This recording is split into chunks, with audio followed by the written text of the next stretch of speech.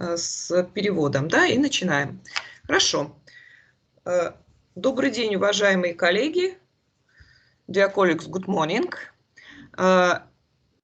Я буду говорить по-русски. I'd like to speak in Russian, and I hope our participants don't have problem with translation. It's okay?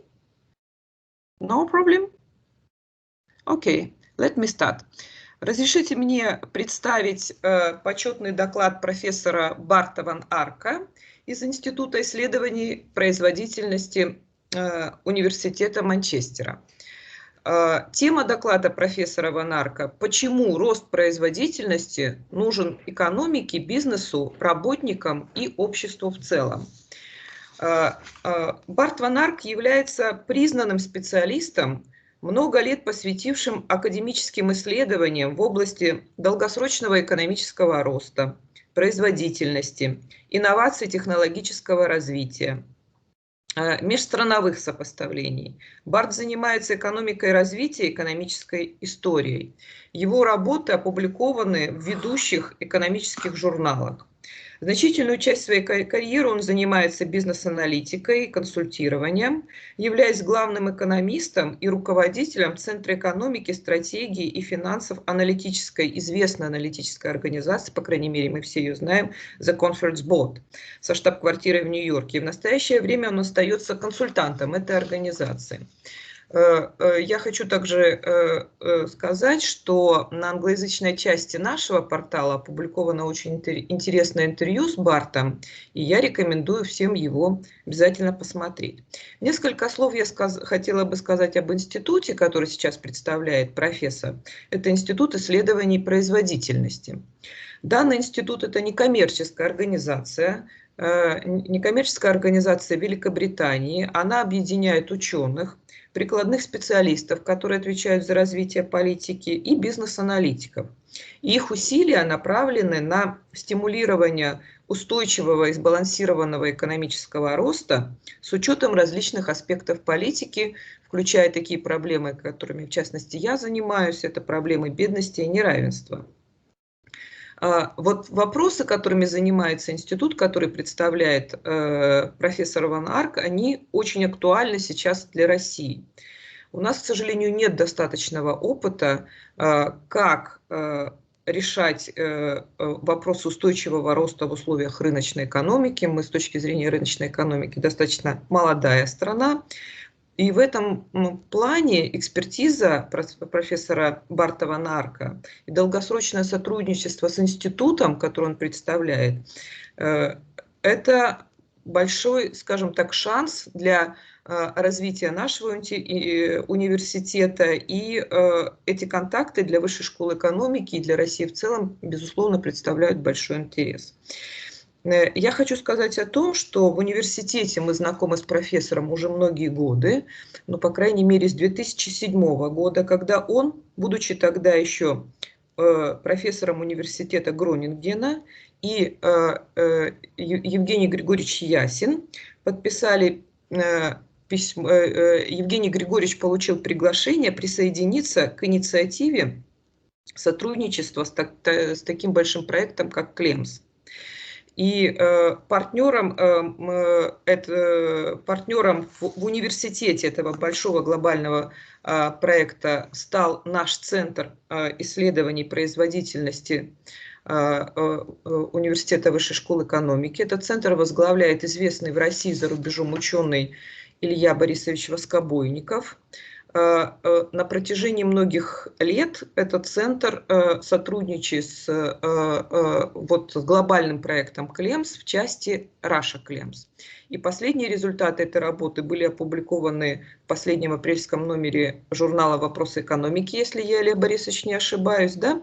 И также они были представлены на круглом столе «Производительность труда и российский человеческий капитал. Парадоксы и взаимосвязи» в одноименном докладе апрельской конференции. Я также хочу сказать, что сегодняшняя почетный доклад, почетная лекция профессора ван Арка, она организована совместно Университетом Высшей школы экономики и Международной ассоциацией исследований доходов и богатства, Профессор Ван Арк лидер этой организации, один из лидеров. И я имею честь, право тоже быть представлена в этой организации. Я хочу сказать, что это очень уважаемая международная научная ассоциация, которая была создана в 1947 году при участии Саймона Кузнеца. Она объединяет экономистов, статистиков, которые изучают доходы, богатство, неравенство, экономический рост, производительность. И Высшая школа экономики является единственным на территории бывшего Советского Союза институциональным членом ассоциации. Конечно, много усилий предпринял Илья Борисович Воскобойников для того, чтобы плодотворно развивалось наше это сотрудничество. Также я хочу сказать, что мы работаем в этом направлении наряду с ведущими международными исследовательскими и аналитическими центрами, такие как Всемирный банк, УС, МВФ и рядом крупных университетов и статистических служб. Поэтому у нас сегодня редкая возможность послушать доклад профессора Ван Арка. Барт, я представляю вам слово. И мы с интересом сегодня послушаем ваш почетный доклад. Спасибо большое, что согласились участвовать в нашей конференции и нашли время для того, чтобы сегодня выступить.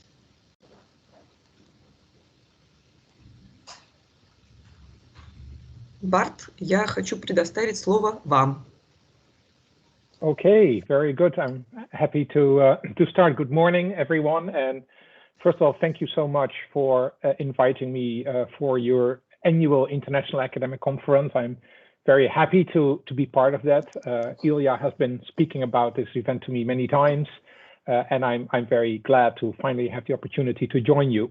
Also, I'm very grateful and honored that this is a lecture that is in collaboration with the International Association for Research on Income and Wealth, of which I've been a member for probably 30 years or even more.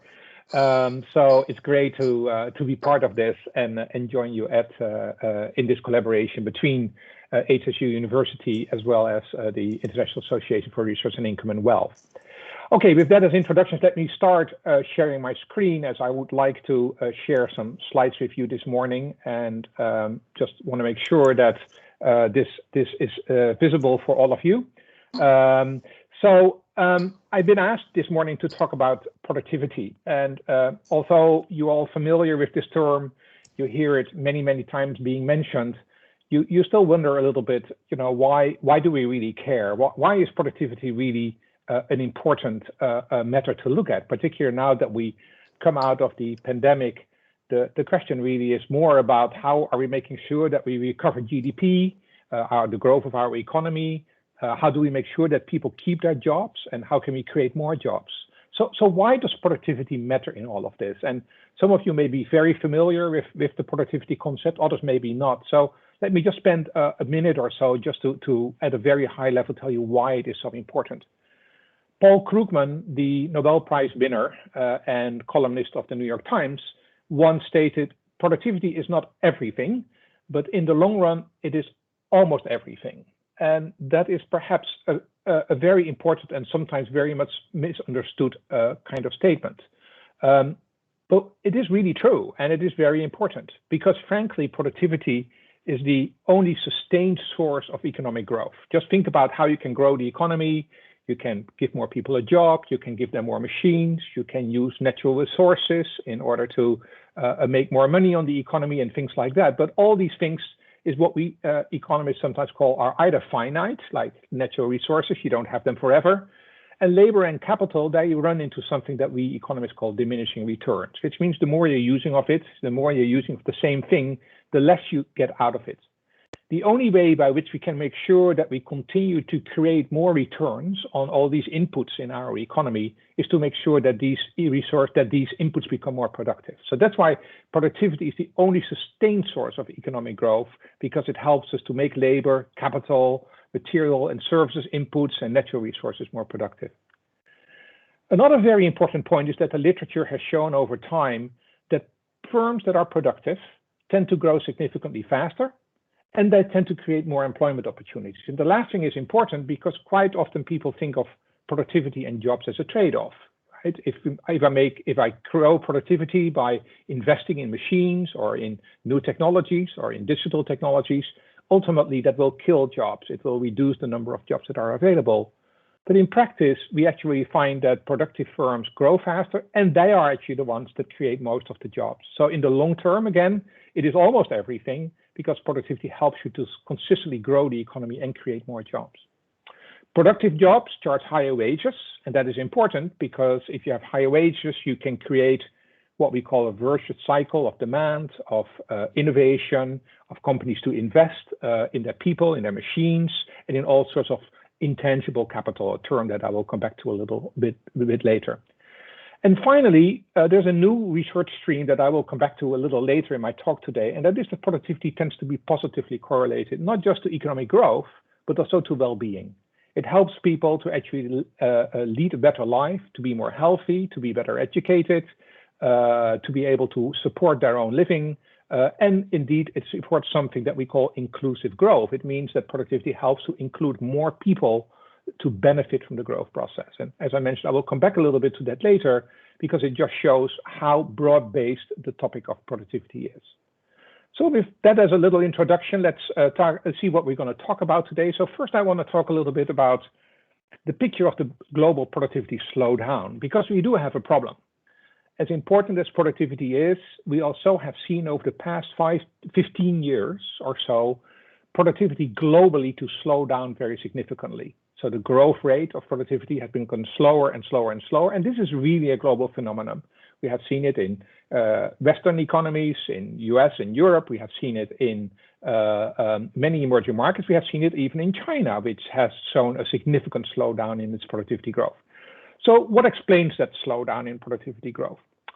And then we'll dive a little bit deeper into a puzzle. And the puzzle, of course, is that how can it be that productivity is slowing down at a time that we feel that we have more technology on our hands than we've ever had before, particularly digital technology, which has been driving much of our growth performance in recent years, has been incredibly important and is very, very widely used. And you would expect that new technology is actually helping you to significantly improve the performance of productivity. So there's a productivity paradox, and that is that despite all this new technology, we haven't seen productivity recovering and growing faster. So why is that?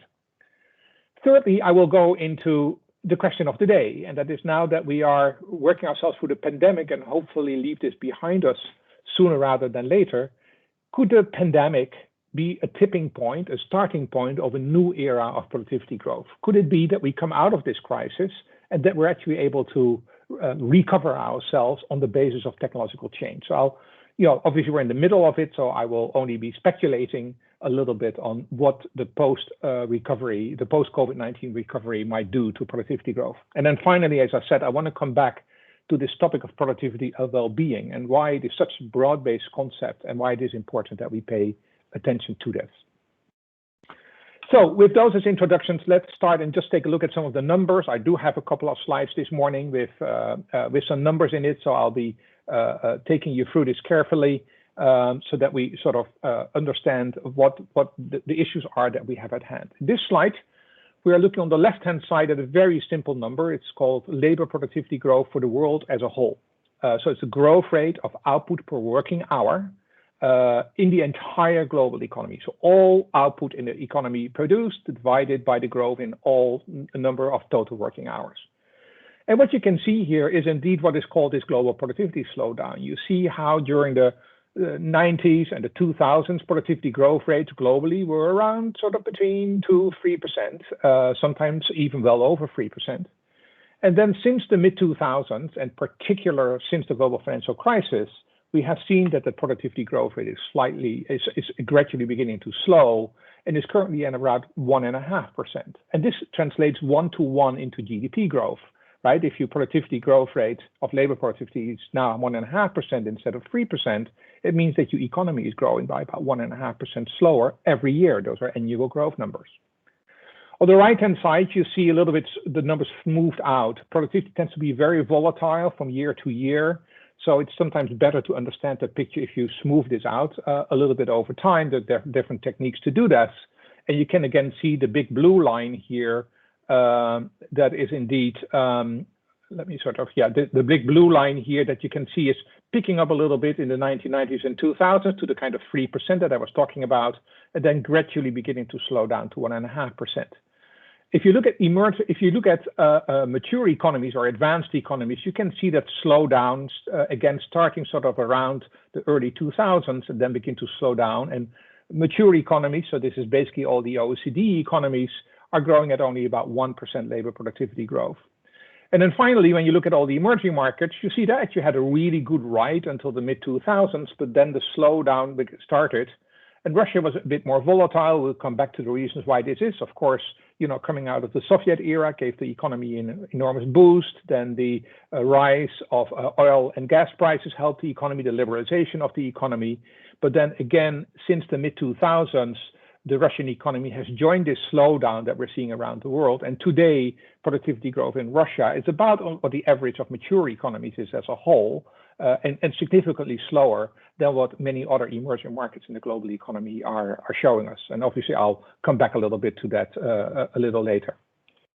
So let's dive a little bit deeper into what is causing this slowdown. And one good thing to do here is to basically think about dividing the growth of the economy up into the growth of labor productivity, which is and the growth of employment. So here on the left-hand side, again, for the world, let's just look at the world as a whole at the moment, you can see how global economic growth has slowed down and how much that slowdown is explained by the slowdown in productivity, right? You see that the growth in terms of employment, so the number of people, the growth in the number of people employed, didn't change dramatically. It slowed a little bit because of aging of populations around the world, but the slowdown is really driven by that slowdown. The slowdown of the economy is really driven by that slowdown in labor productivity growth.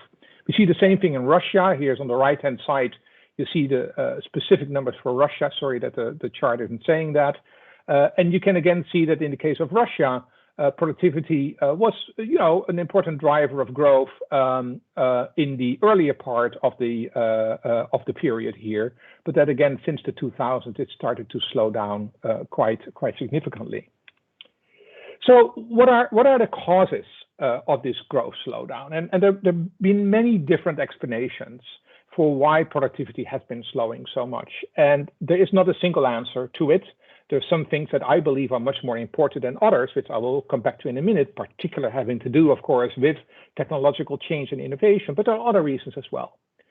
So one important reason, obviously, is the slowing that I already showed you in terms of growth in the emerging markets. A lot of emerging markets, especially China, but also Russia, had a lot of catch-up potential, as we call it. They could catch up in terms of growth with the leading economies in the world, and they did a lot of that during the 1990s and the early 2000s.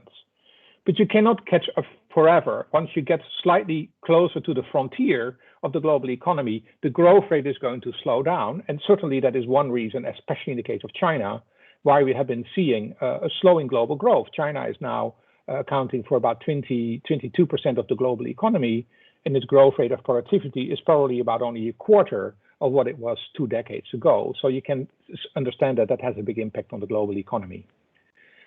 The second important reason for the slowdown is the fact that, particularly in advanced economies, we see a larger role for services in the industry. So, the economy consists out of manufacturing and agriculture and energy and mining, but services are becoming an increasingly large part of the economy, especially when an economy gets richer and when an economy gets older. And those two effects, demographics and the rise in wages, have led to a rise in what we call low productivity personal services. So it's a lot of services out there that we're using every day. Some of them are private services. Some of them are public services like healthcare and things like that. And all these services are characterized by slower productivity growth than what you typically would see in manufacturing or in other production type industries. But something goes wrong with your slides. We don't see them. You don't see my slides? Yes. Let me check. How about now? Yes, great. Thanks. Okay. All right. You can still see it? I can see your slides. That's perfect. And when I move them, you can also see them. Yes, sure. Okay, all right. Have you missed a lot of the previous slides? Yes, it would be very good if you just step down a little bit. Oh my goodness. I will extend your time, no problem. I'm sorry. Okay, let me very quickly go back to this one chart that I hope is really important for the story, which is the slowdown of global of labor productivity growth in the global economy. And indeed, you can see here how much since the mid 2000s productivity has started to slow down. On the right hand side, you can see this sort of a little bit more smoothed out, and you can see that slowdown in productivity growth and output per hour across the economy, that a lot of that was driven by the slowdown in mature economies, but especially by the slowdown in emerging markets. You can see how much emerging markets productivity growth picked up. The green line here is the growth rate of Russia, which even more dramatically picked up in the 1990s and 2000s, but then it joined the slowdown in global productivity growth. So it's really a global phenomenon that I've been pointing at so far. You can still see my slides okay, Ilya, right? I'm sorry about that. I didn't know that you couldn't see them. So again, the causes of the growth slowdown. As I said, some of it is this slowing down in catching up growth. The other reasons for the slowdown are the growth in and the greater share of low productivity personal services in the economy. Sometimes this is called the Baumol effect. Bill Baumol, a scholar at New York University in the 1960s, came up with the concept of what he called, sometimes called the Baumol disease, and that is that the economy sees more and more low productivity sectors in the services economy, whereas wages continue to go up. So you get higher and higher wages as the welfare of the economy is improving, but at the same time, the productivity of the economy slows down because of this larger share of low productivity services. And so again, you can think of healthcare, you can think of a lot of tourism is another good one, large parts of retail. It's not that they don't have any productivity growth, the productivity growth is simply significantly lower. Now, many people have spoken about the risks and the problems that the financial crisis has created for productivity growth. Obviously, in the 2008-09 crisis, once that happened, we gradually began to see that the recovery of that was extremely difficult. You know, we had slow demand, we had weak growth in investment, we had very loose monetary policies, and as a result of that, we had very low interest rates, and we really failed in getting the right fiscal policies in place to make the right investments in the economy. So many scholars have been arguing that the global financial crisis has contributed to the slowdown in productivity growth. It probably started earlier than that. It probably started somewhere in the early 2000s, but the financial crisis, and particularly the slow recovery of the financial crisis, has made it much more difficult in order to get productivity back on its feet. There are also some structural policy effects. So beyond sort of monetary and fiscal policies, there have been concerns about increased regulation, particularly in some labor markets and in some product markets. So it's more difficult to compete. So it's lack of competition, also a concentration of larger firms in the economy, and therefore less opportunity for small, medium-sized enterprises to grow, and they tend to contribute a lot to the growth of productivity. And then finally, there's been concern about sometimes it's been called the deglobalization or the slowdown in global collaboration. So both on trade as well as on taxes, we have been seeing that global collaboration has been declining. And obviously, globalization is an important way to grow productivity because it creates more scale for economies to operate outside their borders. So there are lots of structural policy effects that might have played into this as well. What I'm going to spend quite a bit of time on today is on the issue of technological change and innovation. So it is this productivity paradox that I was talking about earlier. How can it be that, despite all that digital technology that we have been seeing happening over the last couple of decades, why wasn't that not translated into productivity? And indeed, some people have been arguing that maybe the technology isn't as great as many people think. Maybe it is that, this digital technology and smartphones and tablets are good for consumers, but it doesn't really help businesses to become a lot more productive. There could also be negative side effects, like some winner-take-all effect. These large companies like Google and Apple and Microsoft, who take very large shares in the market, and therefore do not create as much business dynamism. So that's really a topic that I want to talk a little bit later on in more detail. And then there's some other explanations that are coming up now, like what is the impact of climate change? What is the impact of rising inequality in the global economy on productivity? And those are really new research fields that haven't been very well researched so far. Just one number that I wanted to show you in this chart is indeed the very large differences that we're seeing in productivity growth between firms. This is a number, is a chart from the OECD, and it shows you essentially how much better the largest firms are doing, the most productive firms are doing relative to the rest. So in each chart you're seeing the blue line representing the 5% of companies with the highest levels of productivity versus the other 95% of companies in manufacturing and in services. And you're seeing how much the gap between the most productive firms and the less productive firms has increased, how that 5% has performed better and better relative to the rest. And we quite often think this is something that we really see in manufacturing. The interesting thing is we see it even more so in the case of services. And again, that may have a lot to do with the way that the technology is playing out, and that particular larger firms in the economy have been benefiting from this more than smaller firms in the economy. Now, we now have to go a little bit into hard numbers in order to understand a little bit better what is exactly driving productivity growth and how does productivity growth fit into the entire picture. So this is a very complex chart, but basically it helps us to understand what various components of the growth of the economy we need to look at to tease out, to understand where productivity fits in. So here you look at a very long-term figure. This circle is just representing the growth rate of the global economy, so it's the overall global GDP growth from 1995 to 2019, so it's 25 years. And the growth rate over that was on average 3.2% per year. And the way that we now can apply techniques, this is called a growth accounting technique, is to basically decompose that growth into contributions of the inputs into that GDP growth, because that helps us to understand the productivity portion of it. So you can see that of that 3.2%, about 0.5% is coming from what we call the growth in labor quantity. So this is basically just the growth in hours worked of workers around the economy. It's generated by increased workforce participation, more people being part of the workforce, a decline in unemployment. But actually, as an overall picture, it's a relatively small part of the overall growth rate in GDP.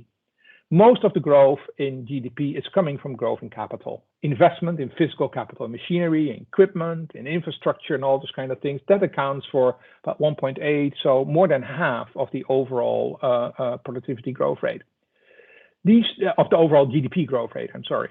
So these two sources, labor quantity and capital quantity, they together are almost accounting for 3/4 of the growth rate of the economy. So in the end, it really is important that we do create more jobs, that we do invest in machinery and equipment. It's a very important driver for economic growth.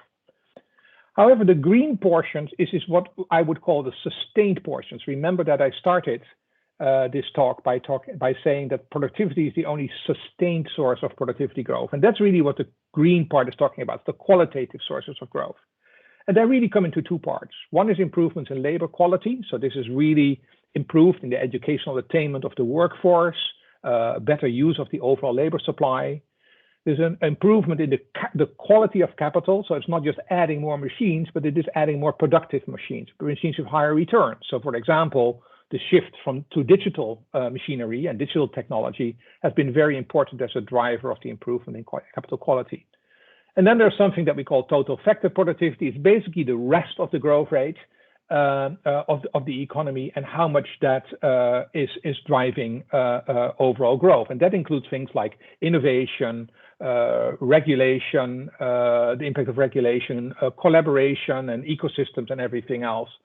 Now, you can see again that overall sources of these qualitative sources of growth contribute about 1/4 of total GDP growth, but total factor productivity growth, and that really is related to the slowdown that I was explaining, actually has become a relatively small part of that overall story. So that's why that productivity slowdown is so important. We can get that qualitative growth by investing in people, by investing in better machines and equipment, but ultimately we also need to get that total factor productivity growth coming from it.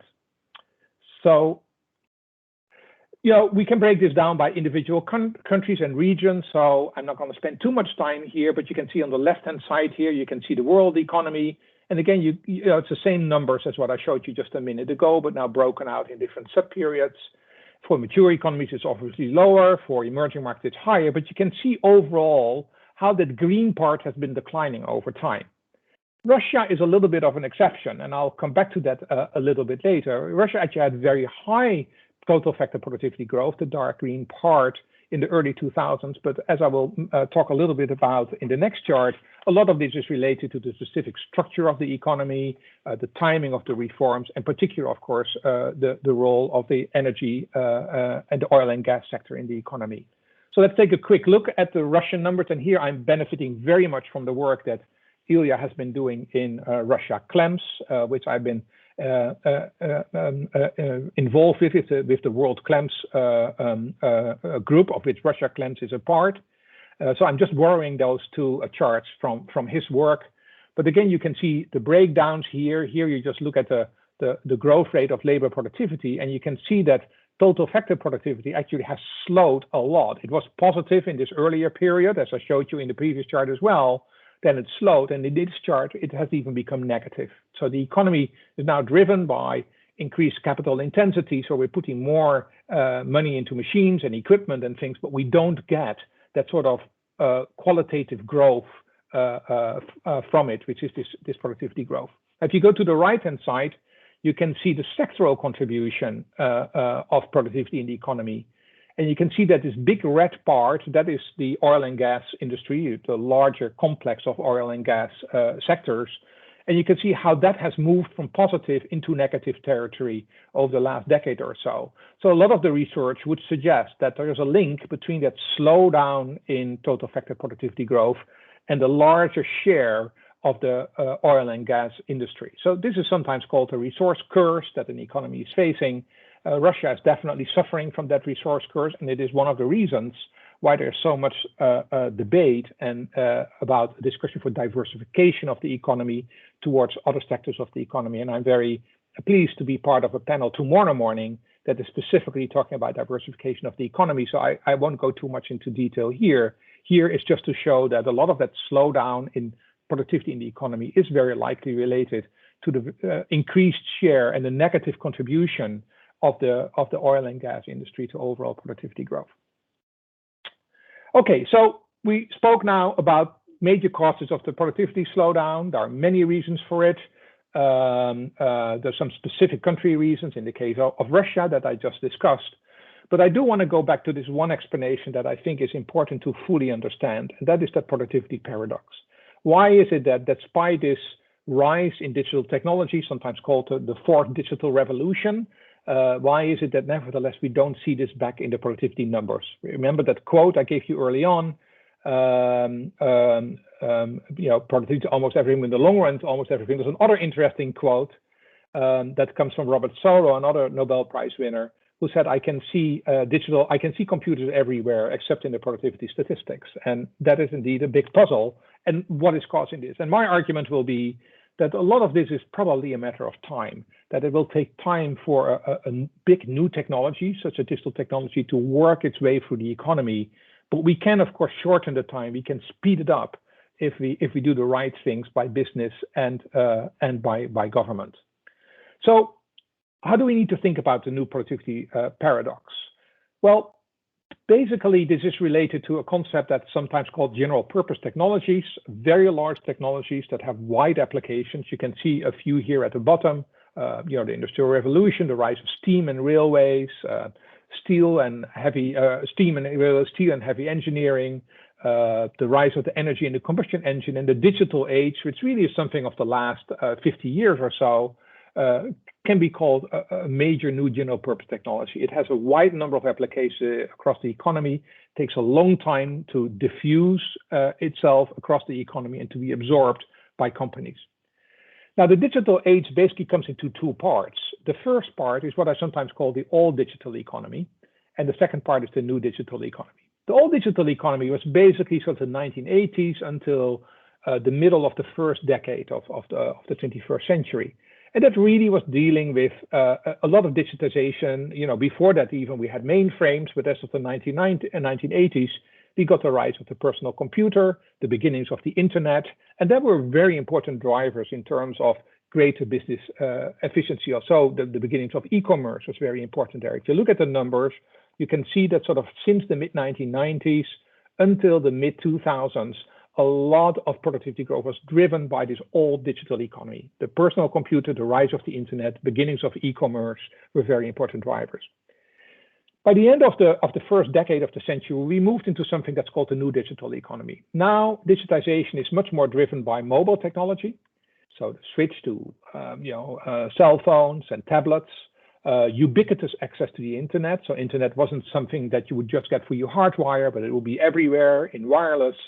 A shift towards cloud, a lot more content being stored in the cloud rather than on your individual computers. And then, of course, more recently, in the last 5 to 10 years, the rise of artificial intelligence and robotics. This is a very big transition. It's a very different kind of digital economy than what we have been seeing before. And it really raises the question about how do companies and societies digitally transform themselves. So it's very important to make a distinction between something that might be called digitization and something that's called digital transformation. Digitization is a lot about the technologies itself. You see a lot of techniques and technologies here, internet, mobile, cloud, social media, all these kind of things that we can adopt and use. But that's something different from what we call digital transformation. And digital transformation is really a strategy that companies apply in order to use those digital technologies and use the data that those digital technologies produce in order to connect organizations internally and externally, to connect people in different places, to connect physical assets to production processes, and so on and so forth. So it's a connecting technology that takes a very significant time for companies to really get it right. So yeah, you can give everybody access to the technology, but basically for the companies to make good usage of it, they have to think about how do we optimally connect, how do we develop new products and services that are being made possible by this new technology, how do we understand and meet new customer needs and customer demands, how do we align with an overall digital business strategy. So it's really a transformation process that takes significant time for companies to work their way through. You can see for some slides how this process has gradually changed over time. One very important part of the new digital economy is the increased emphasis on the use of digital services. So instead of investing massively in computers and in equipment, the investment or the spending on digital services, databases, cloud services, and all those kind of things have become much more important. So you can see in this chart for just 3 countries, the United States, the UK, and Germany, you can see how the intensity of investment from the traditional IT investment in machinery and equipment has changed to a greater use of digital services. So you can see all those countries moving to the left-hand side, less investment in the hardware, more investment in the software, in the databases, in cloud, and everything else. The timing of this is slightly different. These numbers are not updated. This is a study that I did back in 2016, but the process has just continued that IT services become a lot more important relative to IT assets. We also see at an industry level that companies are industries, this is an industry level comparison, industries that invest more in IT services are also industries that show faster productivity growth. So you can see a positive relationship here. Industries that have an increased intensity in IT services, make more use of these cloud services and software and everything, see faster growth in their labor productivity growth. A very important other aspect of IT services that it goes together with other investments that companies do. And this is the concept of intangible assets. I talked about this a little earlier. And that is that there is what's very important in this new digital economy, that it's indeed not just the investment in the hardware, it is the investment in the IT services and some other assets that are important for companies that are complementary to the investment in IT services. Most of that is what we call innovative property. Of course, first of all, software and databases, but also research and development, other kind of development costs like industrial design and new financial products, for example, that are being produced. And then a third category, which is very important, which is called economic competencies. And these economic competencies include, for example, branding and customer development, development of new business models that I talked about earlier that are important, improvements in organizational practices and management models and the way that people collaborate in organizations.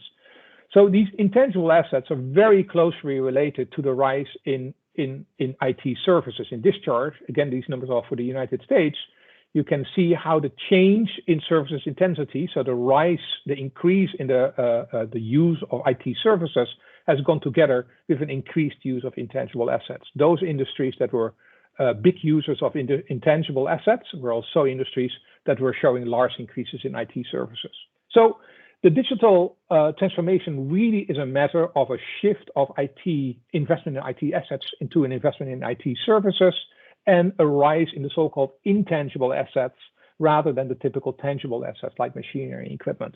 So those are no short changes, and it takes no simple changes, and it takes considerable time for companies to actually make this work. And that's why we're probably in the middle of this era of the productivity paradox, that while companies are using those new technologies, are beginning to invest, it takes time before they're going to see this translated into their productivity estimates.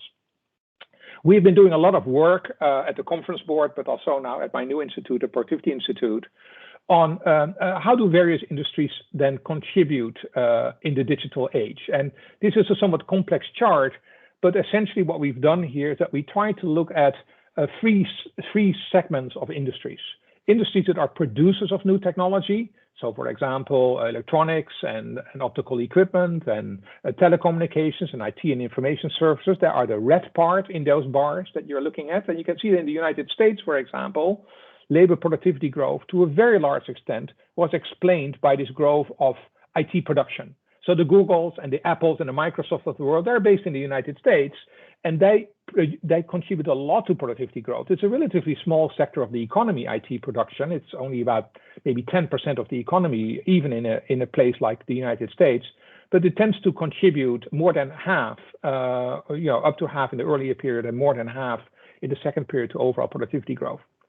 The second two parts of this bar are basically 50-50 industries being divided into intensive users of digital technology, IT services and IT investment, and less intensive users. So the green parts here is the 50% of industries that are using IT assets and IT services more intensively versus the 50% of industries that are using it less intensively. Now, we see two things here. There's good and bad news here. Obviously, the bad news is that productivity has slowed down, as we have seen before, and that's also been true for the most intensive digital using industries. You can see in Europe, it's sort of stayed around the same, but in the United States, in the UK, you can see how the green part has become significantly smaller. So that's the paradox. The paradox is that despite all this technology, the 50% biggest investors didn't really accelerate their productivity enough. The good news is that despite the overall slowdown, the share of digital intensive using industries, so the share of the green in the total has increased. Just look at the most recent period, with the exception of the United States, where IT production is very important as a driver of productivity growth. In Europe and in the UK, it's actually the IT intensive users that are the most important part of the productivity growth that's left. So good and bad news. Bad news is, yes, productivity has slowed, also in intensive digital using industries, but intensive digital using industries have been doing better relative to the other components of the less intensive digital using industries. So basically the message here is when you look under the aggregate, below the aggregate, you can see that technology is already translating itself into improved productivity growth, provided that we can turn around this overall slowdown that we've been seeing in the economy. So can technology and innovation turn the tide of the global productivity slowdown? Well, I would argue that this is perhaps more a story about what we call absorption capacity for innovation rather than technology, a deficit in technology. There's no shortage of new digital technology. There's even not a big problem in diffusing that technology, but the absorption, the ability for companies to use those technologies through their innovation processes depends on things like quality of management, the digital skills of the workforce, the organizational and social innovations that I mentioned earlier, including collaboration and flexible teams and more diversity and inclusion in your workforce. And also innovation systems, which quite often operate at a regional and a local level, where business and government and the education sector and schools work together. So it's not a technology deficit, it's the capacity of businesses to absorb these new technologies that needs to be focused on. Can we resolve that productivity paradox? Is it just a matter of time? Well, to some extent it is. We are beginning to improve the measurement of digital outputs and inputs, and as we're beginning to better capture these effects, we're beginning to see that reflected in the productivity numbers. We do see that investment in digital and broadband infrastructure is quite important, especially also at a regional level. So that will, and a lot of companies are making those kind of investments to make internet available to everyone. It's the ubiquitous access to the internet I was talking about before. And we see these increases in intangible investment. Now, in the short term, it's particularly more inputs in terms of intangible investment. We do invest more in R&D, we invest more in these new technologies, we invest more in human capital. But in the longer term, we get the output from this, which Eric Brynjolfsson has sometimes called the productivity J-curve. If you get a new technology, in the first instance, you need more inputs to create that output, but later on, you're going to benefit from it in terms of an increase in output. And that's what we very much see with those intangibles. And then finally, an important factor for making technology work is to basically make sure that the regulatory environment is correct. The labor markets and the product markets and the capital markets are such that everyone can access the sources of growth across the economy and that are not being locked up in particular sections of the economy and not accessible to particular industries or particular firms or particular regions. So there's a lot of work to be done, but the good news is that we might be able to actually do this. This is a chart that comes from Carlota Pires. She's representing a literature in evolutionary economics, looking a lot at long-term technological transitions. And she quite often speaks of something that's the installation phase of an economy, of a technology, and the deployment phase of a technology. So the installation phase is the time that you need to actually introduce this technology, sometimes equated with creative destruction. You need new markets. You have an old technology paradigm that needs to be replaced by a new technology paradigm. There's a lot of new technologies coming out, but what works and what doesn't. And growth tends to be typically happening in a relatively small number of sectors that benefit from that technology in the first instance. The deployment phase is once that technology is spreading itself across the economy. It's once you have improved your absorptive capacity and you're now able to have a very widespread acceptance of the technology and much wider benefits across the economy. So one big question now is, how do we get from that installation phase to the deployment phase of the economy? How can we make sure that we go at some point out of this installation phase into the deployment phase? And could it be that the pandemic is perhaps one of those tipping points where perhaps we might actually begin to move from that installation phase into the deployment phase? Let's not forget that during the pandemic, the rise of the usage of digital technology has increased enormously. Companies had to switch overnight to making sure that the digital technologies were working well, people working from home, the rise of e-commerce, and all those kind of things were really important. So once the pandemic comes behind us, are we going to benefit from that big shock that the economy has received in terms of using these technologies better? And could we get a productivity recovery from that? Well, it's obviously a little bit early to talk about this because we're still unfortunately a little bit in the middle of all this. And also, the numbers of productivity tend to be very, very volatile in the past year. Here you can just see for 3 countries, France, the UK, and the United States, you can see how productivity has become a lot more volatile. It usually sort of goes around, quarter over quarter changes or quarterly numbers of about between 0 and 1%, 0.5, 1%. But then in 2020, it in first instance declined because of the shock of the pandemic, and basically output declined very rapidly in the first quarter, beginning of the second quarter of 2020. Then it ramped up in the second to third quarter, a lot of that, and then it slowed down again. So a lot of that increase in productivity in the second, third quarter of 2020 simply was a shift effect in the economy. It was particular sectors that were affected by social distancing, like retail and hospitality services, that had to shut down. And remember that I talked about it earlier, that a lot of these sectors tend to be low productivity sectors. So a lot of services industries have relatively low productivity levels.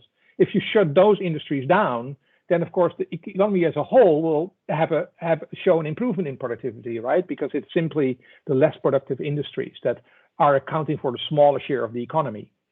Now, we saw a counter effect of that later in the year in most cases, and that's because once these sectors were opening up again, then of course the share of these low productivity industries is going to increase, and that has a downside effect on productivity. So that volatility in productivity is very likely to continue for a bit longer, because once the economy is going to open up, these low productivity industries will get larger shares in the economy. So what factors determine determine productivity growth in the post-crisis period? Now, a couple of effects that we need to really watch out for. First of all, there's of course a big demand recovery. Once the economies are going to open up, we'll see that those sectors that are most affected by social distancing, hospitality, entertainment, non-essential retail, they will very quickly recover because people are going to spend their money. There's a lot of excess savings that people have that they couldn't spend during the pandemic that may be unleashed, and that will drive consumption and support pent-up demand. So there's a very likely pro-cyclical productivity effect coming out of the demand recovery. But at the same time, there are also forces on the supply side. As I mentioned, the drive to digital transformation, the working from home, they're all positive things, but will they stay after the crisis? First of all, we're likely to see a lot of churning in firms, less productive firms, illiquid and insolvent firms leaving the market. That may drive some of the productivity recovery. It might also be that some of the new firms that were started during the pandemic, a lot of them are web shops or educational support services or care services. The question is, can they really survive the pandemic? Once we go back to normality, will these companies continue to survive? And then finally, the big question is whether the digitization the acceleration of digital transformation that we have been seeing during the pandemic, whether that is going to be permanent or whether it's just a temporary effect and we will kind of return to normality. And then finally, a big factor in the post-crisis productivity recovery is this increased importance of resilience. The desire of countries, governments, and also companies to be less dependent on global supply chains that create a lot of risk, as we have been seeing during the pandemic, or even in the last few weeks. We have been seeing the example of the blockage in the Suez Canal. So a lot of countries feel that they are too dependent on these very fragmented global value chains. But these global value chains were there for a reason. They were very good vehicles to raise productivity around the global economy. So there's a big question about whether the increased importance of resilience is going to be a good thing for productivity, making good use of technology, or whether it could be a negative because countries and companies are basically moving more inwards and not making good use of the benefits of globalization. So the final thing I want to talk about this morning is, and what I want to wrap up with, is the agenda for inclusive productivity growth. Because really a lot of productivity is, of course, about the performance of firms and the performance of technologies, and that's what I spend a lot of time on. But a very exciting new field in productivity research is the relationship between productivity and well-being and improved well-being. And there's quite a bit of emphasis that if productivity is being made more inclusive, if it's been done in a way that more companies can be joining the advantages of investments in productive sources of growth, if more people can be participating and working in productive companies, if more regions can participate in the productivity drive, that's all parts of what we call inclusive productivity growth, that would help to improve people's well-being. There are really a couple of effects to this. First of all, it is the importance that there is an improved and broader access to the sources of productivity growth. So it's very important that people have access to education, which is an important way to improve human capital, but also healthcare and housing, and be able to participate in the digital economy. A lot of it is about the organizational and social innovations that organizations make in order to include more people in a process of productive growth. And it is important to translate into compensation. The inputs need to be rewarded, partly by better salaries, but certainly also in terms of the benefits. Increased job certainty, job security through pensions, through access to health, and other kind of well-being services that generate generally better equality. So we do know that improved access to those sources of productivity growth will help more people to benefit from it, and making more productive firms and making more productive, employing more productive people will contribute to improved well-being. We also know that good jobs, high quality jobs, are jobs that tend to have positive outcomes on productivity. Again, this is an exciting new research field. I'm just quickly flashing up this slide, but this slide is showing some work that we're doing in the UK that shows that things like terms of employment, the pay and benefit structure, health and safety and psychological well-being, the nature of work and job design, the social support and cohesion that people get. Do they have a voice in the type of work that they do, and a representation, and work-life balance? That these are important factors in driving productivity growth.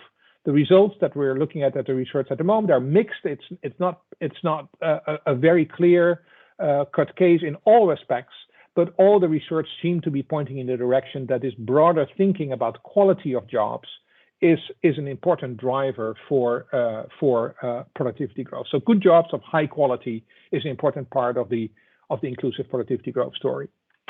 And then finally, it's important to deal with regional deficits. There are very large differences in productivity across regions, and that's certainly visible in Russia as well. There's big agglomeration effects. So the richest regions attract the more productive businesses, and that's a sort of self-reinforcing effect, and other regions are falling behind. Now, not every region has to be exactly the same, but it does turn out that there are things that we can do about it. Once, of course, there are differences in sector structure between regions, but once you control for that, you do see that sort of just the density of growth resources like skills and finance and business climate, they matter a lot. If we just create more ways that people can access education and finance and a healthy business climate in those regions that are falling behind, it will make a lot of difference for productivity growth. A lot of emphasis has to be on diversity and continuity in the supply of education across regions, and has to be done in very close collaboration, with the business community. So those are really important things to drive an inclusive productivity agenda.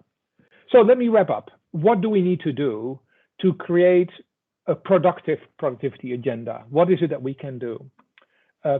Countries do not have a department of productivity growth. Productivity is across policy domains. It affects different parts of the strategy of a business. So it's really about what is the optimal mix of policies and strategies to make things work.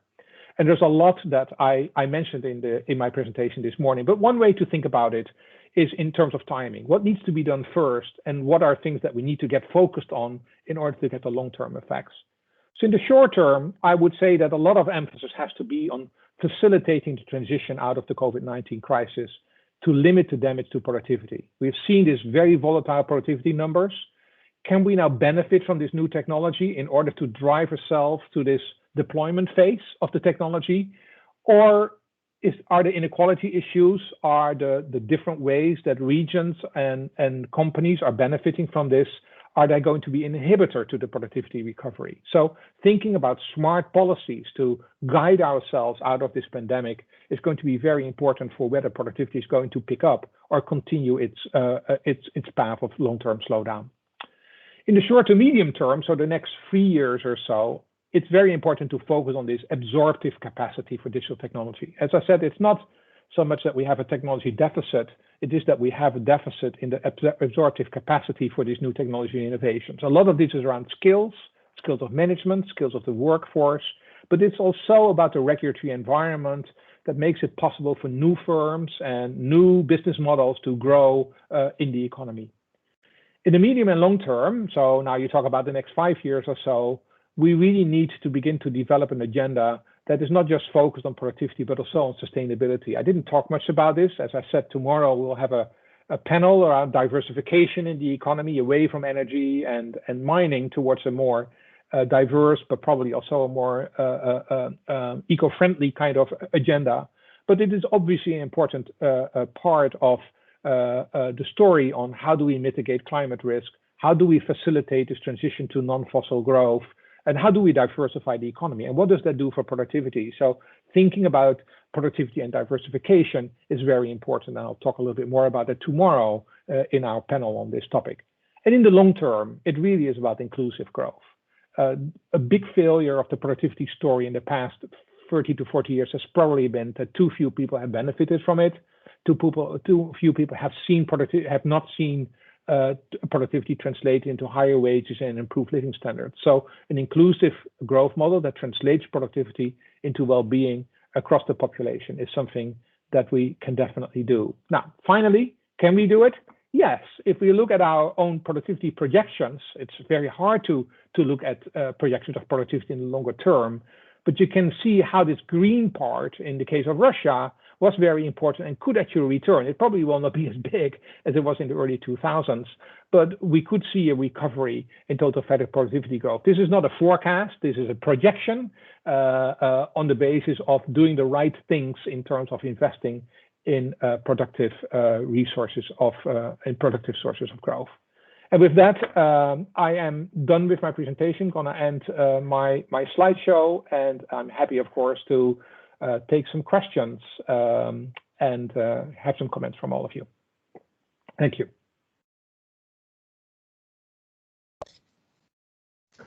Спасибо большое, Барт, за такой развернутую картину перспектив восстановления производительности и возможных рисков. Я с вами согласна, что пандемия сильно изменила нашу жизнь, и она стала толчком к развитию цифровых технологий и вообще к цифровизации. Я смотрю чат, я смотрю за руками, пока я не вижу вопросов. Вот, но есть уже вопрос от Александра Соколова в чате, поэтому, Барт, если можно, просмотрите этот вопрос. Я вижу руку Ильи Борисовича. Можно, воспользовавшись правом модератора, я задам два своих вопроса. Первый вопрос, он сказали о том, что большие компании показывают более высокую производительность.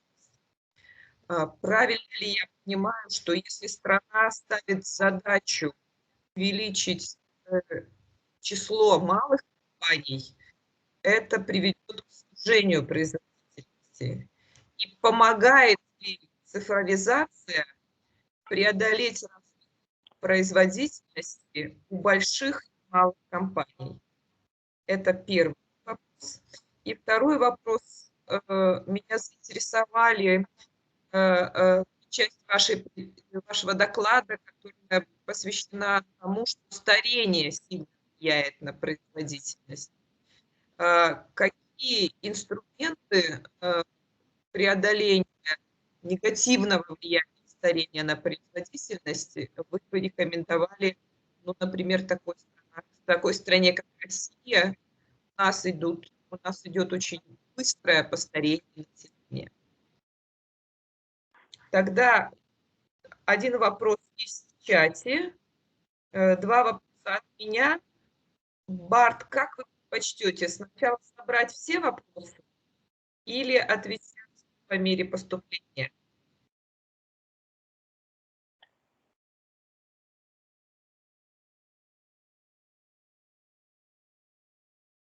Барт, вы меня слышали? Нет. I'm sorry, I only hear the Russian, so I don't know what the questions are.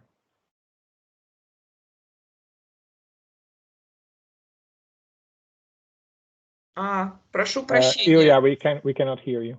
Тогда давайте. You see the question in chat. Yeah. From Okay. Alexander Sokolov. I see one question. Yes, Maybe I see that. start from this question after Ilya have some question for you, and after I present my question in English. Okay. Okay, very good. Okay, no, I do see the question from Alexander Sokolov, so thank you for that. Yeah, there is, as I mentioned during my talk, a big question of the productivity paradox is, do we actually measure it well? Do we measure, I refer to the statement that the paraphrasing of Robert Solo's quip at the time, you see computers everywhere except in the statistics. Now, it might just be a matter of time, as what I said, but it might also be a matter of just measuring the right thing. The story about productivity measurement is very complex. Think about productivity in terms of the numerator, which is your output growth, and the denominator, which are all the inputs that are going into it. So talking about the output growth first, a lot of it is about, are we measuring GDP in the right way? It's basically a monetary concept of the value of production of things that we can measure. But there's a lot of production that we produce, intangible output, that we're probably not measuring very well. And a lot of that is, for example, in the services sector of the economy. Now, statisticians have made huge improvements in trying to get to better measures of productivity in the services sector of the economy. So I do think that we're picking up on that quite significantly. But there are new challenges. For example, how do we measure the value of free content that people can access online? Now, it's not entirely free content because all that free content is paid for quite often by marketing and advertising, but nevertheless, only indirectly. Directly, people are not paying for that kind of content. It's quite often not properly measured as a part of GDP. There's quite a bit of research going on trying to make good measures of what would be the value of access to the internet, what is the value of access to all these new kind of digital technologies. There have been experiments about if you have to give up your smartphone for a month or 2 months, how much are you willing to pay? How much do you want to be compensated in order to give up your smartphone for a period of time? So there's quite a bit of work around this to try up with to come up with better measures of output. There's also a big question around the measurement of negative output, particular climate impacts, and how do we include such measures into the measurement of GDP? So that's on the output side. On the input side, the denominator, the question is what are we exactly going to include? Is it just labor and capital? How do we measure the quality of human capital? How do we measure the value of education? How do we measure the value, the quality improvements of new machinery and equipment? And should we include other types of capital, for example, natural capital? Should that be a part of the equation, and should it be included in the work? So a big measurement agenda here. We should definitely begin to think about widening that growth agenda. The only thing that I would say there are two groups of people here. One group of people are excited about this topic and want to improve measurement, and we are part of that and trying to come up with these better measures. And it's much part of a discussion on the overall improvement in the measurement of output and well-being. And there's a group of people who say, give me confidence that this is not really the big problem. And here I would say, even with all these measurement issues that we're seeing, the productivity slowdown is not going to go away. We do know that the measurement problems are not that large that we would say it's just a measurement problem. There is not a problem. Productivity growth is growing very well. We're just not measuring it very well. Unfortunately, that's not the case. I think even in extreme assumption of on measuring the value of output and inputs, we still see that productivity slowdown happening. So that's the first question. Second question is, to what extent the slowdown of absorptive capacity of economies to innovation global, is it novel in the long run? No, I don't think it's novel in the long run. The historical studies tend to show that it always takes considerable time for technology to spread itself across the economy. And one of the ways that a lot of scholars have thought about this is basically saying, well, when steam was introduced back at the time of the Industrial Revolution, it took about 80 years for the entire economy to benefit from steam technology. When electricity was introduced in the beginning of the 20th century, it took about 40 years before we had an electric grid that everybody could access and use. When the combustion engine was introduced in the middle of the 20th century, it probably took about 20 years before we were going to make full usage of combustion engine technology. And in the case of digital technology, the period of diffusion might only be 10 years or maybe 5 years or even less than that. I think actually that's misleading, because although it is true that technology spreads itself much faster across the economy, it doesn't mean that therefore companies are easier to absorb it. In a way, it's been a bit of a tsunami, a big storm that has come over companies with these new technologies. And I would argue that the new digital technology, mobile and ubiquitous access to the internet, AI and robotics, is much more difficult for companies to absorb than the old digital economy, which was the rise of the PC and e-commerce. That was much easier for companies to do. So I think absorptive capacity is something that always takes time. It's not automatically shortening over time. And I do think that this particular technology is difficult, but the good news is that we do see progress. We do see a lot of companies succeeding in this, in creating more absorptive capacity, but they tend to be the larger companies. They tend to be companies that take larger shares in the market, sometimes have winner take all kind of effects. So the question is, how do we make that absorptive capacity and strengthen it across the economy? Next question is, we can see a rising inequality in incomes and wages in many countries. Is a positive or negative factor for productivity? That's a really good question. And it goes into my last section that I talked about inclusive productivity growth. And a lot of the discussion is about the causality of this. Is higher productivity growth leading to better well-being? And will it help to spread that well-being across the economy? Or is it the other way around? And that is that inequality and lack of well-being prevents us from growing productivity.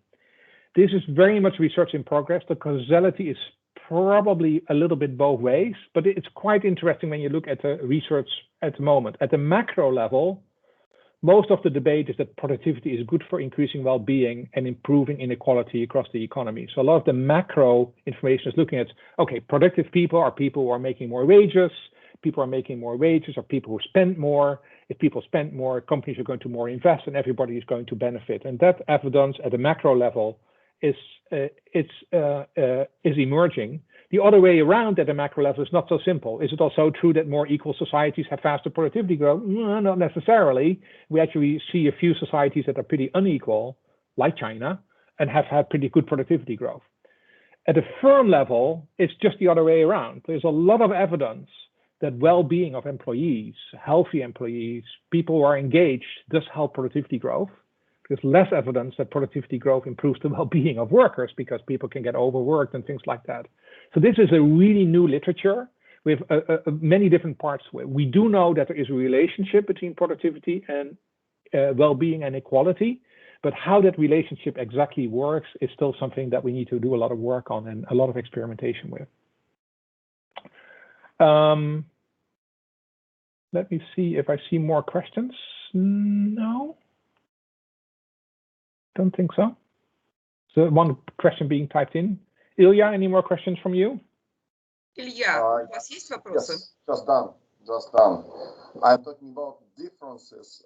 You mentioned about stages. Oh, sorry, you mentioned about two types of digitization, digitization and digital transformation, two things. Yeah. Definitely we observe some transition between them.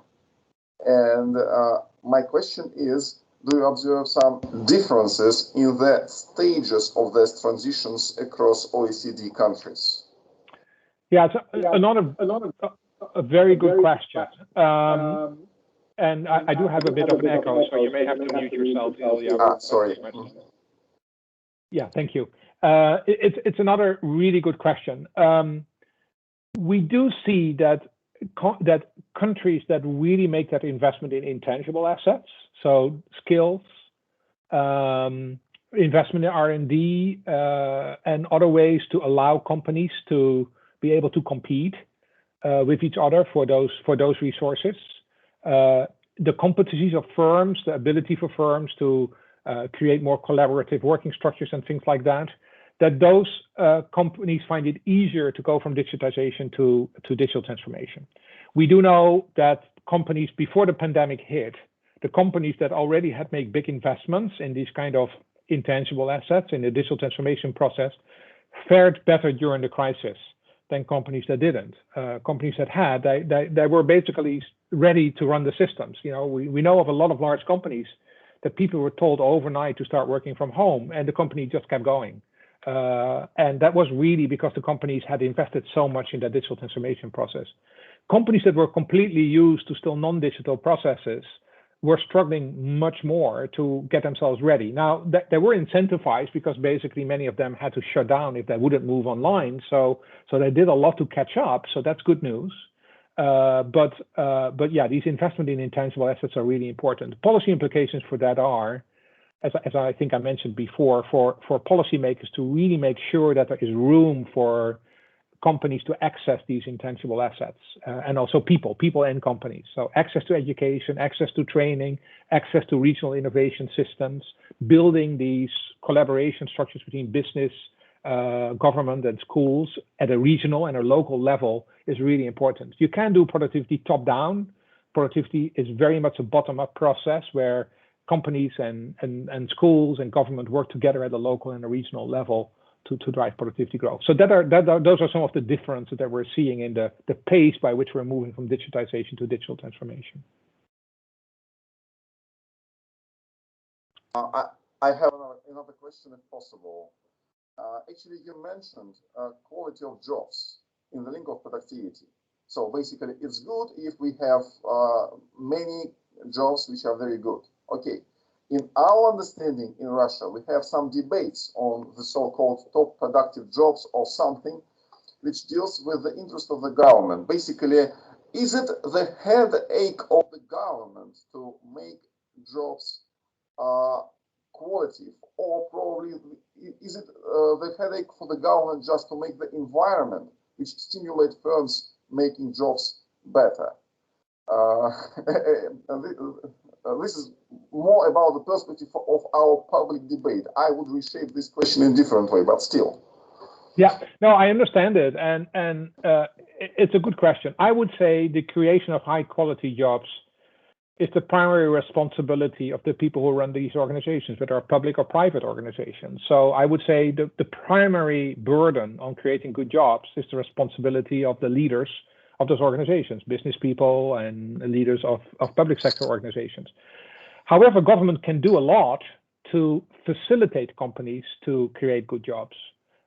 So I talked a couple of times about the regulatory environment. So if you create a regulatory environment in which you incentivize companies to provide proper access for their workers to healthcare, making sure that they can build up pensions in a responsible way, so that once they retire, that they have a decent pension. Work-life balance is something where a government can help. For example, creating more opportunities for childcare can be an important way of doing this.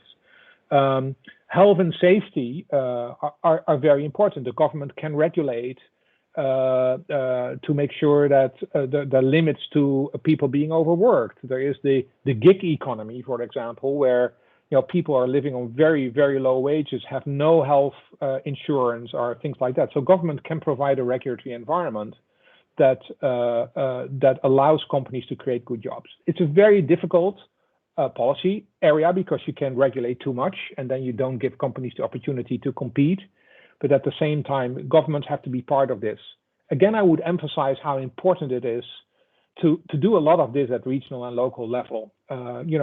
Central policymakers at the central level need to be aware of the huge differences in regional context in which companies are operating and really delegate a lot of the building of ecosystems, including the environment for creating good jobs, to the regional and the local level. So a lot of it's about governance, not do too much top down and give more room for regional and local policymakers in order to do the right thing in collaboration with business and education sector. Okay, thank you. And probably the last question for me is the following. Dealing with productivity issues, we consider two perspectives. The first one is the perspective of a firm. I want to be more productive. That's why probably I will fire some workers who are not productive. At the same time, so for the firm, this is perfect. But in terms of aggregate productivity, the government should do something with unemployed or people who could find a new job which will be a little bit less productive. The question is, are there some policy measures which somehow smooth these issues in terms of aggregate productivity? In other words, is it better to stimulate for the government, let's say, low productive jobs, or keeping these people unemployed and pay them somehow? Yeah. Yeah, again, really complex policy questions. Productivity growth and innovation and technological change goes together with structural disruptions. So you have to accept as a government that there will be people losing their job and not be able to participate in, and not able to continue in their old way of working. So structural change and structural disruptions are part of productivity growth. So it raises a really important question for business and for government on what can you do about it. And I think there are really different solutions here. And again, it's tailor-made work. And again, a reason why I would argue to do a lot of productivity policy at a relatively disaggregated level of regional and local policymakers. One is to say, are workers ready? Can they be retrained and reskilled and participate in the new firms as they will get created? So this obviously is true for younger people. It's obviously true for the more educated ones, or the ones we can easily add more education to them. So there's a large part of the workforce that can make this transition. If you have more than a high school level diploma and you are in your first or in your 40s, that person really should spend significant time on retraining and reskilling in order to be employed in another part of the company, or in another company in the same industry, or in another sector. Also important sometimes for these people to be mobile and to be moving from the area where they are to another area. So it's reasonable for a government to expect that from that group of people. There's of course also a group of people that may not have the skills to easily participate in these new, very productive companies. It goes to your question, is a low productivity job okay? Well, a low productivity job is better than no job, I would say. So yes, low productivity jobs are there almost by definition. As I mentioned before, a lot of services jobs are low productivity jobs, and there's nothing wrong with that. I mean, having these jobs is fine, provided that people can make a decent living on these jobs that are not being exploited and things like that. But so not everybody has to be an Einstein. I mean, we still need to have other type of work as well. So low productivity jobs are okay as long as it does not kill the opportunity to also create more productive jobs. And then finally, there's a group of workers that are older workers that will not be easily to be reskilled, and that's a group that from a societal point of view, and I say this with carefully, is a cost. I want to be careful about this because those are valuable people who quite often contributed a lot to the economy before. But you need to have decent pension systems and a decent healthcare system for those people to still lead a good life, which in an aging society is a big challenge. So it's a long answer to a very complicated policy puzzle. There's no single solution. There's no silver bullet to solve the productivity issue, and it creates a lot of questions about how to deal with different types of workers over time. And we need to make sure, again, at a regional and local level, to do the best in order to give an opportunity for everybody to benefit from that nationwide or regional productivity growth performance.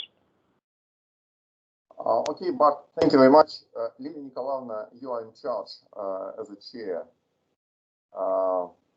Thank you, Bart. And I have two small questions. And first of them, as you present in your presentation, the large company have a higher productivity. How digitalization helps improve the productivity of small business, small company? Yeah, very important, because small, medium-sized enterprise in general is behind, although there are startup companies who've been doing very well in the digital economy, but most incumbent small digital enterprises are struggling more. Now, one way for them to be part of this is to become part of supply chains and to participate at regional level or at national or even international level in supply chains. So small, medium-sized enterprises, to the extent that they can be part of supply chains, can benefit from this, because once you're part of a supply chain, you deal with your customer and your supplier, you can benefit from their technologies and their organizational innovations and their digital transformation process to accelerate and improve your own digital transformation process. So that is one thing. Now, there are other small companies that are not part of supply chains. If you run a restaurant, and you're not part of a supply chain. However, you can still do a lot in order to improve the performance of your company. You can still make sure that your workers get the proper training, whether it's accounting or whether it's providing good service or whether it's cooking good meals or better meals or be innovative in the type of meals that you are providing. You can definitely, as small firms, improve a lot with digitization of the administrative processes. So less paperwork, more online and all those kind of things. So there are a lot of small things that can be done to make small and medium-sized enterprises more productive as well. So yeah, partly it is some companies should become part of supply chains. Other companies should make use of these models that regional and local governments are providing to them to improve the quality of their inputs.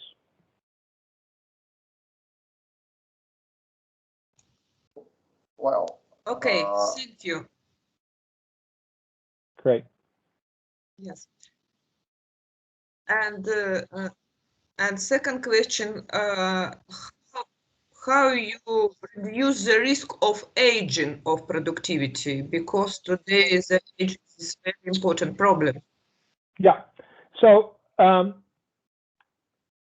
it goes back a little bit to my earlier comment. On the one hand, it's true that some older workers will not be able to reintegrate it into new firms, in more productive firms, and we will have to find a way to facilitate and transition those workers into a decent retirement. But that cannot be the entire answer. We also see that because of increased average life expectancy, people get older, and therefore they will need to remain part of the workforce longer if they can. Companies can do a lot to make that happen. And quite often companies still think that if I let an older worker go, there will be a new one coming back. And that's not necessarily the case anymore, particularly not in aging societies like Russia and other societies in Western Europe, where we see aging really becoming an important part. So it is really important for companies to make sure that they keep all the workers engaged. And if you want to do that, you have to take account of the fact that, their work pressure may have to be less than for a younger person who's in their 40s. Those people may need to work part-time. It may need that you have to think more about health and safety of your workers. So companies need to invest in that. And I think they haven't done this for a long time because it was a luxury. They could think, any kind of older worker can go and, a machine will replace them. And the point that I'm trying to make here is that that's not the story. The story is that ultimately we need all those workers with good skills. And we need to try to keep them engaged longer. The other thing I would say on older workers is that there's quite a bit of literature suggesting that older workers actually are really good for the diversity of the workforce. Diversity of workforce is important in terms of gender, men and women, but also in terms of younger and older people. Older people have more experience. Some of that experience may be outdated, but the experience can still be relevant for younger people to understand what works and what doesn't work. So good collaboration between older and younger workers is something that benefits companies. So yeah, there are important topics and there are possible solutions here that companies and governments can work on together. Thank you.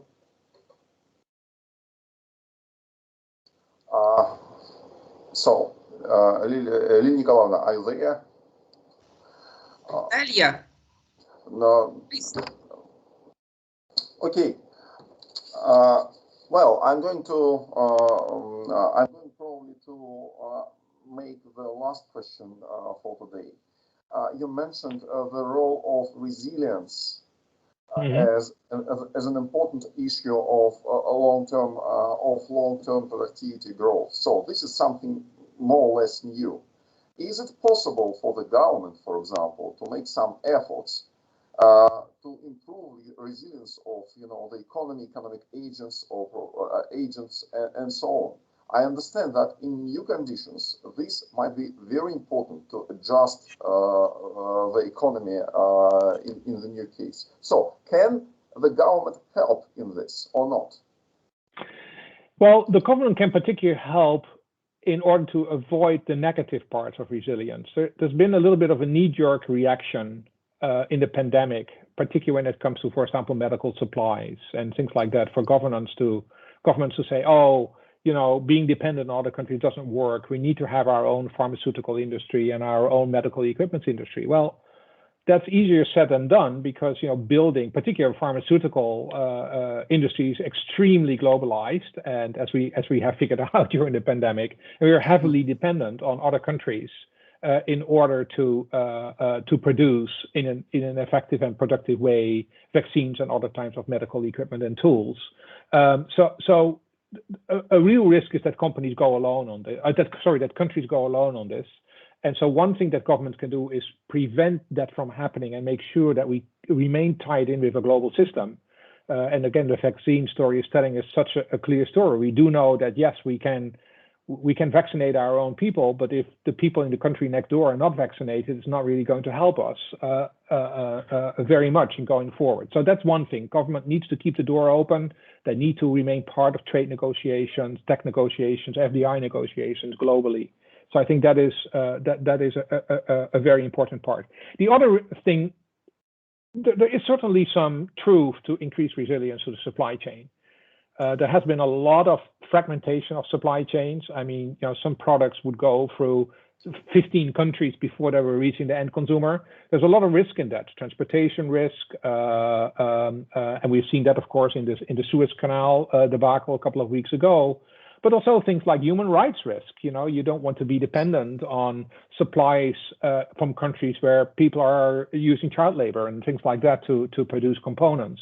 So it's understandable that there is an end to the amount of fragmentation in supply chains that you can do. And certainly with the new technology, you can actually bring more parts of production together. If you look at the automotive industry, for example, it was very fragmented. Now you have technologies where a car can basically produce nuts to bolts in one plant in the Midwest in the United States, for example. So technologically, that also may make sense. So there's definitely some reason for improved resilience, but leave it to the private sector to decide where these opportunities are. And then finally, the last thing, at a sort of a broader sense, not just related to the vaccines and to the pandemic, but more generally, the move towards protectionism, deglobalization, will not help the productivity recovery. We globalized the global economy over the last 20 years at a time that productivity was really increasing. So you can see how strongly related globalization and productivity growth were.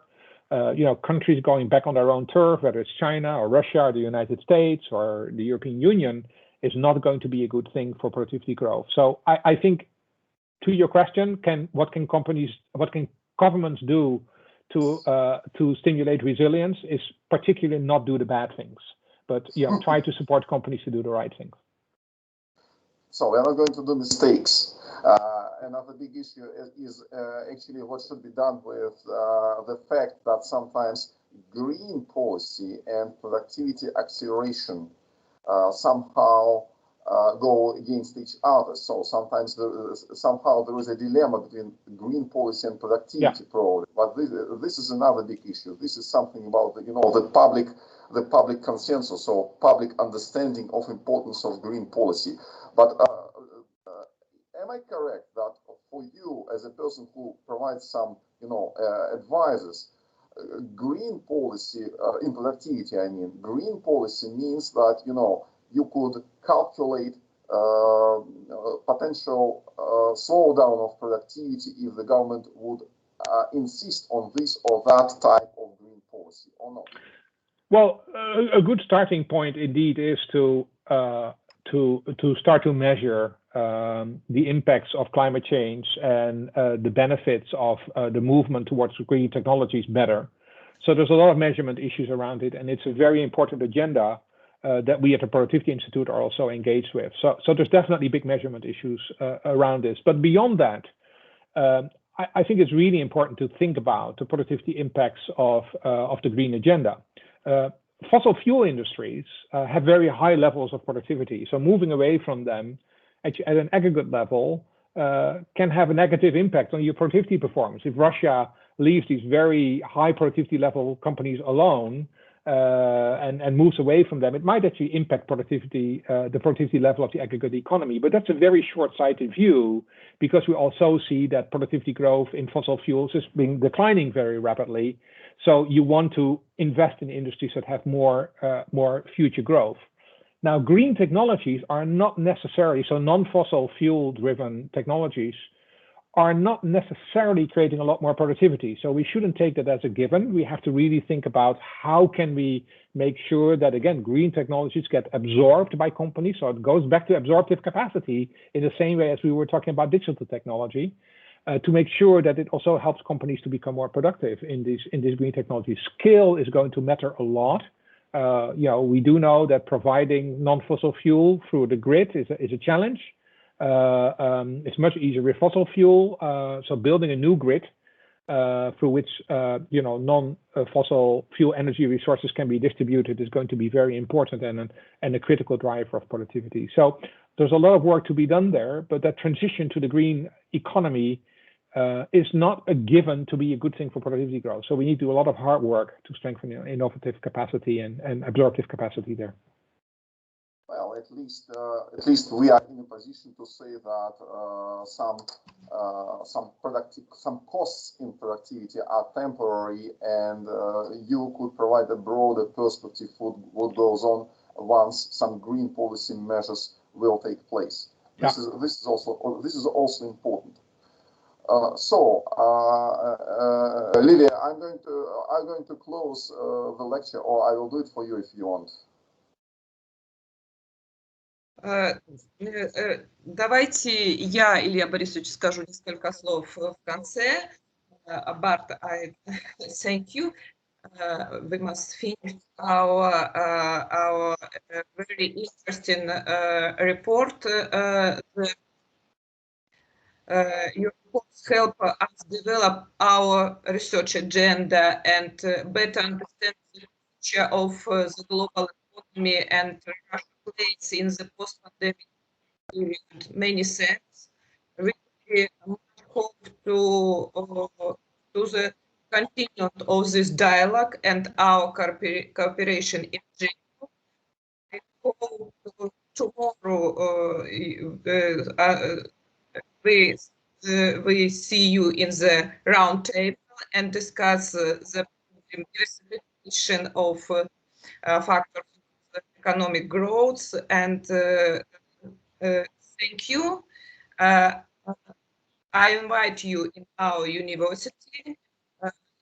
If the situation is better, time will come. Welcome to the mosque. Sure, we'll have the opportunity. See you face to face. Looking forward to that. Absolutely. Thank you. Thank you for having me. And we make you. Okay, perfect. Thank you. Спасибо. And see you tomorrow, Bart. Thank you. Bye-bye. Thank you very much. Коллеги, всем спасибо за участие.